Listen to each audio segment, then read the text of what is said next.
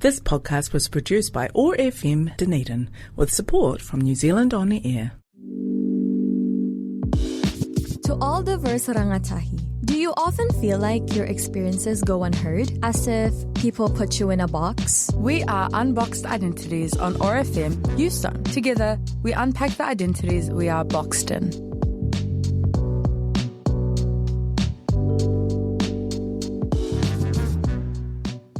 Salam alaikum. Magandang hapon. You have Malak And Betty. here with Unboxed Identity. Haha, psych, you thought it was a guest, but actually it was just the intro.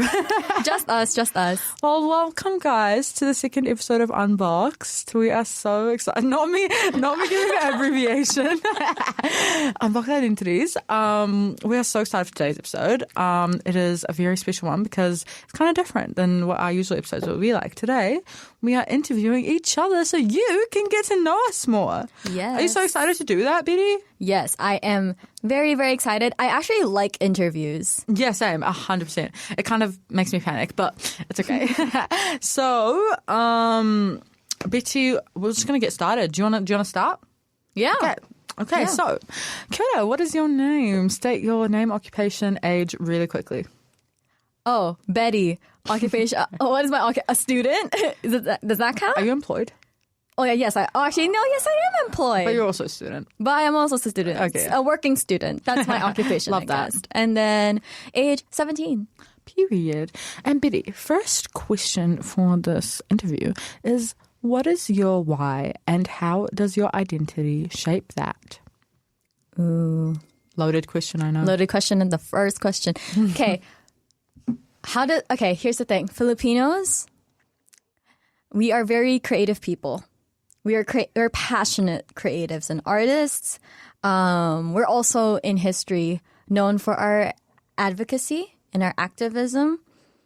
So I feel like me being on air right now kind of makes sense because doing this podcast is kind of like combining my love for multimedia, my love for something creative, but also my advocacy, which is trying to make sure that diverse rangatahi have a platform to speak their truth and share their stories. And also, in this podcast, I feel like we're gonna practice this concept in Filipino that's called pakikipagkapwa, which is basically where one's well-being is connected to another's. And it very much emphasizes interconnectedness of people and having empathy for one another. And I feel like, yes, through this podcast, I'm going to learn about you, your experiences. I'm going to learn about our guests' experiences. And I'm going to learn more about me because I'm going to unlock stuff. We're going to unbox stuff that I didn't know. Yes, that I didn't know I was carrying. So yeah, definitely. Because everyone is always connected, as they say, right? That Yes. TikTok audio. So I feel like being in this podcast, we're definitely gonna connect to each other in some way. Yeah. I'm so happy and excited for that. Yes. And also, just again, like my well-being is connected to your well-being. So I feel like what you care about, I care about as well. Love that. That is beautiful. And there we go. We started learning about each other. Like, I didn't know that about you. Yeah. I think that's so beautiful. Thank you so much for sharing. Yes. So I guess we'll move on to the second question. What is the thing you are most proud of in the past year that connects to who you are? Finding my spark again. Wow. Yeah, because, guys, I've been active in community. Like, I've been actively involved in my communities since the age of 9. Realistically, that was a long time ago. Like, that was like, let's ballpark it to 2017. 9 years ago. Yeah. 8, 9, 6, 7. Sorry. It's okay, Queen. So like 2017, I would say. That's when I started doing that's 9 actually, years, wow. active work. Like, mind you guys, I'm an '08 baby. Which, like, by the way, I'm this an is 08 babe. like a side note. People, older people find it weird that, oh my God, you're 2008. You're 17? Older people find everything weird. No, I'm kidding. We're kidding. This is why we're interviewing it. Clearly, we cannot interact with ye oldens. Oh, that's so funny. But yeah. So, yeah, okay. So, going back to our actual topic. Topic at hand. Yeah, I've been active since the age of 9 and I have not stopped since. And by 2023, I was so burnt out. I was like tired.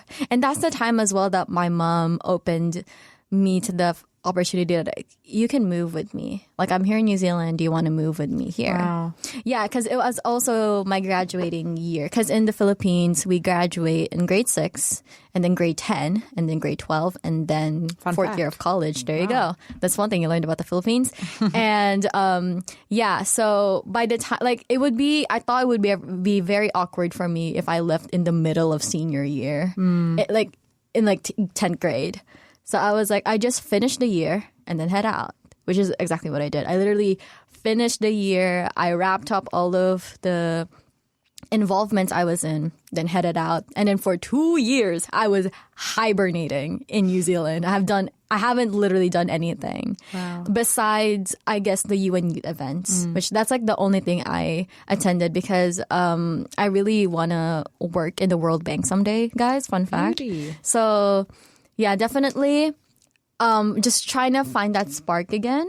Like, after resting for 2 years, I kind of just reconnected with my purpose. Like, I kind of brought it back to where it all began. And I feel like it's very important for somebody to, like, look back from where they came from. It's like that whakatoki that's like, look back to move forward. Yeah. No, I forgot what it is. Someone in the No, I know one. what you mean. Yeah. Though. I have heard of that. Yeah, that's so Whakatoki. beautiful. Yeah. Wow, thank you for sharing. Yeah, so like definitely finding my spark again because me as a person, I just deeply care about communities at hand. I care about working with young people. I care about working with marginalized communities. That's just who I am, period. So I feel like at the time, during the 2 years that I was hibernating, I was like, it feels weird not having to be busy every day. It feels weird not going somewhere every weekend to go volunteer at some place. 100%. You know? But now I'm like, this year, I'm kind of ready. I feel ready to come back to that kind of life, which is why I'm here with Malak to do this podcast with her. Love you. Yes. I just want to touch on something you said.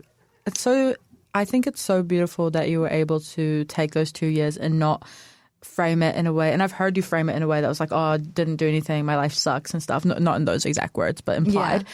But now you're framing it in a way that it was rest. And I think that's so significant to kind of talk about because you're so right. You can't pour out of an empty cup. You know, if you're burnt out and you already said you were so burnt out, you can't do anything when you've reached that state. So that rest was so important for you to kind of find your spark again. You're so right. I'm so proud of you. Yes. So I guess that kind of moves us into the next question, which is, what are your focuses this year, personally, academically, culturally, etc.? You know, you might want to talk about anything you're involved in or anything else, goals, focuses this year. Yeah, I'll shut up now. Well, in the first episode, I already blurted out all of the kaupapa that I'm part of for the year.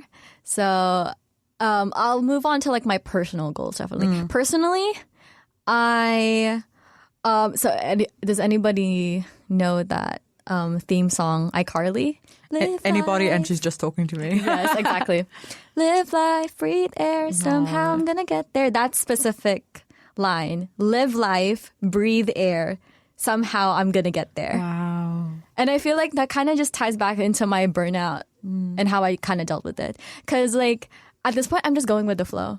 Yeah, and like, that's perfect. That's yeah, because like back home, I wasn't in the best environment. So I feel like right now I feel so free. Like I feel like I've been a bird. What's it? Freed from its cage. Yeah, I definitely feel like that right now. And now that I get to have, like, I hold my own time now at this point, and I can choose to engage in whatever I want to. That's kind of what I'm going for. Yeah. just live life, breathe air. And because somehow you are going to get there. You are 100%. Everyone goes on their different journeys. Yeah. And like if you set a goal and you're like very onto it, then yeah, you're going to get there somehow. It's like it's not going to be a direct path, but that's okay. And I'm learning to learn that that's okay. And I think the beautiful thing about you saying that you took those 2 years, like kind of didn't do much, is that your passion still stayed. Yeah. You know? And that didn't mean, just because you didn't do anything doesn't mean that you weren't passionate about it. You just simply didn't. So that passion's always going to stay with you no matter where you are on your journey. And somehow you're going to get to that goal. Yeah, I love exactly. That. Yeah. And like academically, I just want to keep doing my best in academics. I'm a very academic oriented person. So I'm definitely, I'm focused on my academics. Yeah, I definitely want to get scholarships because I'm planning to go to university next year, guys. So definitely. Yes, you're 13. Her occupation is going to be uni student. Uni student next year, guys. I love that. And culturally, I want to consume more Filipino books. Because I already consume a lot of Filipino, what's the term? Filipino music and Filipino media, arts, yes. So if there's one thing that I haven't really dabbled into, it's books. Period. I actually love that. Because there's not a lot of Filipino books that are accessible for me here. So if I do, as I say, not as I do, pirate my books. Then, yeah, guys, hey, look, pirating, that's a very in-between subject. People agree with it. People don't really like it. For me personally, pirating is how I got to access a lot of the media that I know now. Just because there is inaccessibility in the media. So, yeah. Perfect. Period. Thank you so much for that beautiful interview, Betty. Yes. Now let's move on to Malak. Malakity. So, questions? I will basically throw the same questions back at you. So, why are you here? What's your why? And how does your identity shape that? Well, thank you so much for that question, Betty. Almost like I knew that was going to be asked. Okay, Miss Universe. I think my why has always been my communities. Like I have an intersectional identity. I'm part of a lot of different communities, and I think the beautiful thing that I've managed to kind of find out is that I carry a little bit of that identity in every single space that I'm in. I'm really privileged, happy, and proud to be in so many different spaces that I'll talk about soon, where different parts of kind of my identity come into that. And different part of my communities need certain like advocating for in those certain areas. And I think that's the beautiful part about being me, because my why is woven into everything I do. And I had a conversation with someone actually at the National Youth Organisation's Hui, and I was like, what's your why? And she said, she just kind of paused and she was like, I don't know how to verbalize it. And I was like, that is so, like, I've never like, what's called connected to something that much. Because like someone asked me what my why is, and I'm like, I know it, but I don't know how to say it. So it's kind of getting awkward, you know? Yeah. It's like, does it look like I'm fake right now? But it's actually like, your why is something so personal sometimes. Yes. And I just want to kind of say that to everyone listening. Like, you don't have to know how to verbalize it, certainly. And I think. Yeah. Yeah. Have you ever noticed that? Yeah. And why I'm here. Definitely stemming from that. You know, the media, I've been a victim of headlines and media painting a certain picture of me, my people, my communities. And kind of why I'm here is to change that narrative. We've talked about it in your interview just now and also in the last episode about how we are here to amplify those lived experiences and not put a label on any certain thing. And I think that's so significant to who I am, what I want to do, who I want to be, and why we are here together, Betty and I. Betty B. Betty B. So yeah, I think that's definitely my why. And I think that's probably the most eloquently put that I've ever put it. So I'm really proud of myself. Yes. I feel proud of you. Me? For articulating that. Because definitely, like, as you say, like, you kind of struggle with verbalizing it. So just seeing you actually, finally speak on it a little bit, it's nice to see. Thank you. And I think because I was part of a program called Y25, which is the YWCA's kind of recognizing 25 women under 25 making change in their communities. Okay, ad. Okay, we don't talk about ads. Oh, stop. That's topic for another day, guys. Long story short, because I don't want you guys to feel alienated, I was in a lot of ads. Anyways, and that was all about your why. It was so many wahine from all around the country who came to because of their amazing stuff, but that they do in their communities, but not just because of that, but because of their why. Why do you do it? And I think that's made me think deeply about why I do stuff. So yeah, thank you for that. Yes. You're getting it from your lived experience again, which is the point of this podcast. Exactly. Perspectives, identities, everything. Yes. Okay, so, all right. What is the thing that you are most proud of then in the past year that connects you to who you are? This is such a loaded question because I don't actually know. And that's okay. I think something that I'm really proud of the past year is that I've found gratitude. And I think that's something quite recent. Like we're talking past year, but I'm talking like in the last couple of months. Because when I went back to Palestine in December, and I'd already been doing so many things. I'd been on Mental Health Foundation. I've been on Dunedin Youth Council. I've been not student council, that was this year. I've been on Genesis Aotearoa, Make It 16, everything. And at that point, kind of like November, I've been involved in everything for like 2 years and stuff. It's kind of just felt like, okay, that's just something that I've managed to like be part of, whatever. And then I went to Palestine and I saw the lack of opportunities there. And I saw like one of my baby cousins, I remember she came up to me and she was like, Malak, do you have a beach in New Zealand? And I was like, baby, do I have a beach? Like, I live in Dunedin, St. Clair, like you're right near there. the beach. The beach is me. And that just made me think of the problems that, for example, those little kids face and then how many privileges that I'm in that I don't even consider. Yes. And that's what radicalized me. Like that's the moment that I was like, I am so privileged. I'm so proud of myself and I'm so beyond grateful to be who I am, to do what I do, and from that moment, it's kind of I want to take others with me on that journey. Yeah, definitely. And that's definitely kind of what also sparked me to want to start this podcast, especially with you, Betty, because it's not just me starting this podcast. It's not just us starting this podcast, but it's us starting this podcast, bringing people together. Yes. And it's creating that sense of community and giving people platforms to speak about things, etc. So I think that's definitely what I'm proud of, is the gratitude that I've gotten from that, because there's so much, as I said, lack of opportunities in other countries for other people and just in general. And I'm just so grateful. And I think gratitude is something so significant, guys. Make sure, do 5 things you're grateful for every day before you go to bed or every day you wake definitely. up. It grounds you. It changes you as a person. I'm not saying I'm perfect. I definitely am like, I don't want to do my homework. But it's like, I'm so grateful to be able to go to school. Even though that's a human right, I'm still grateful for it. Yeah. So yeah, that's me. You're grateful to even, again, be on this platform in the first place. Exactly. I'm grateful to not worry about where I'm sleeping tonight. Yeah. Which not a lot of kids can say that. Unfortunately not. I'm really grateful that I've came to that realization. Yeah. Yeah. So honestly, I relate to you because when I first came here as well, I just kind of realized, oh my God, the bus system here is better than back home. Like, yeah, that's like the little things that make it's you like realize. The little things, right? Like, 100%. Oh my God, we have an actual bus stop that I can tell is a bus stop. No way. Like, oh my gosh, there's public transport that can like take me and it's kind of reliable. Yes. Yeah. We don't have public transport in Palestine, so. We do, but we do in the Philippines, but it's like unreliable / not well developed. That's so hard.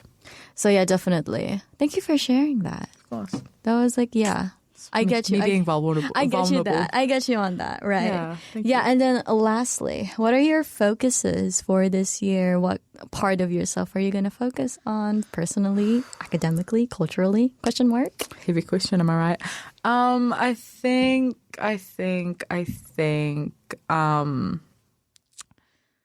Okay, personally, definitely keeping that gratitude up. Keeping that whole, like, being grounded in my why. Keep yourself on the ground. Exactly. No, 100%. Starting the activism on a grassroots level. Grassroots, guys. That's my word of the year, grassroots. And I think, definitely personally, I just want to focus on that. More gratitude, being able to connect with people and listen to understand. Oh my gosh, Race Unity's actually got me on a Listen to understand. Listen to guys. understand other people. Yes. And I think that's something that definitely personally I want to focus on. Academically, guys, academics low-key be not on my top list right now. That's okay. And that's okay, Queen. I think I do a lot of different things. Like Make It 16, Mental Health Foundation, debating, everything else that kind of makes me feel like there's more purpose in that stuff than my academics, because that's fair. Exactly. And that's, in my opinion, academics is such a one size fits all. And I don't do bad. I get excellences and stuff. And I don't think it's not about that. It's just about kind of, I don't know, guys. So academically, I do want to get scholarships, though. I've already gotten one scholarship, which is good. Good, but, that's congrats. But it's not from academics, it's from extracurriculars. So it's there's a lot of different pathways. And viewers, listeners, yes, you don't need to just put your stress on yourself. Just go with the flow, whatever you're good at. So but I definitely want to do some scholarship classes, hopefully. And excellence endorsed, hopefully. And culturally, I kind of agree with Betty over here. I want to read some more Palestinian books, some more poetry, some more I guess, I don't know, just more pop culture that's Palestinian, Arabic. Yeah. Do you agree with that? Yeah. Because, I already consume a lot of Filipino pop culture, to be fair, because my TikTok page is definitely not westernized. It's definitely Filipino. It's definitely dog showan, as they say.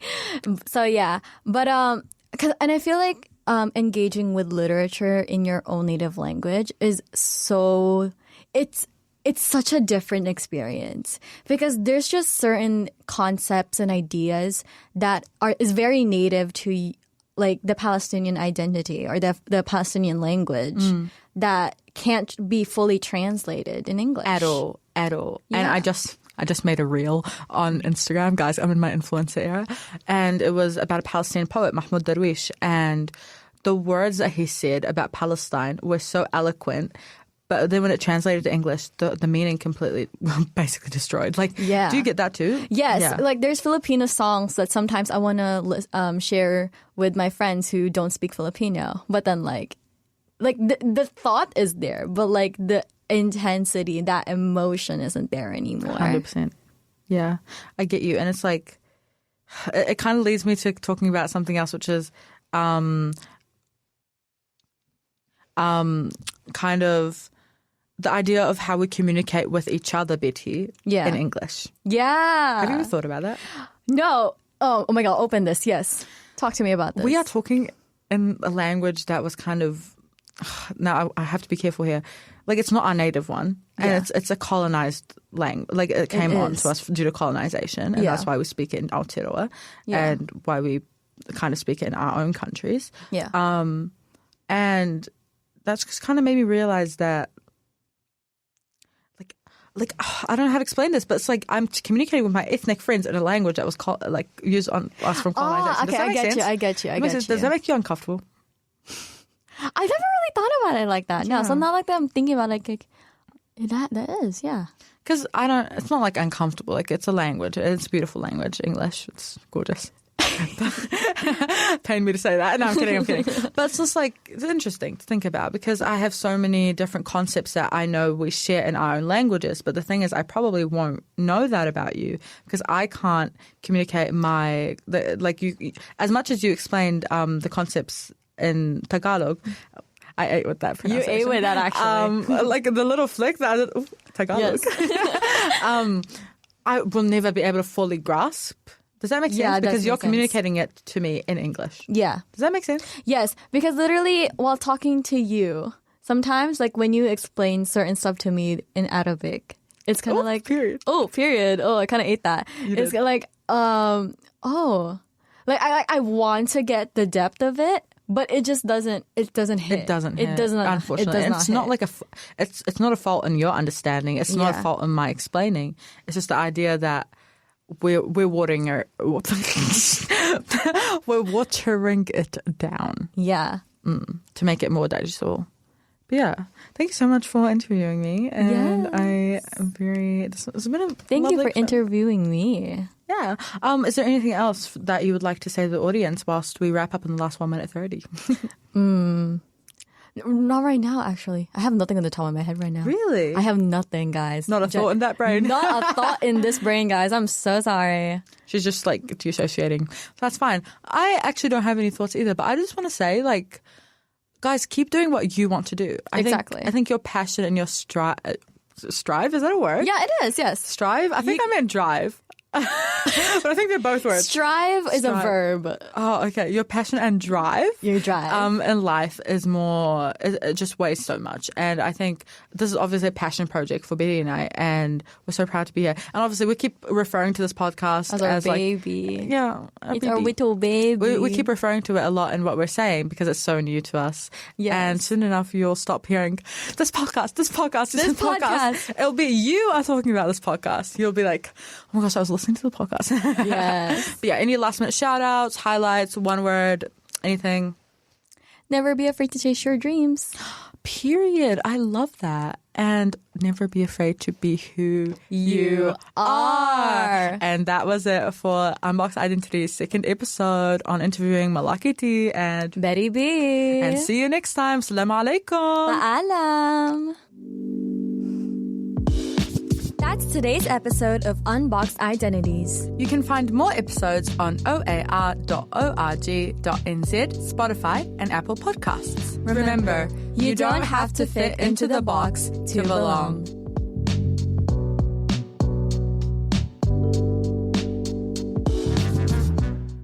This podcast was produced by OAR FM Dunedin with support from New Zealand On the Air.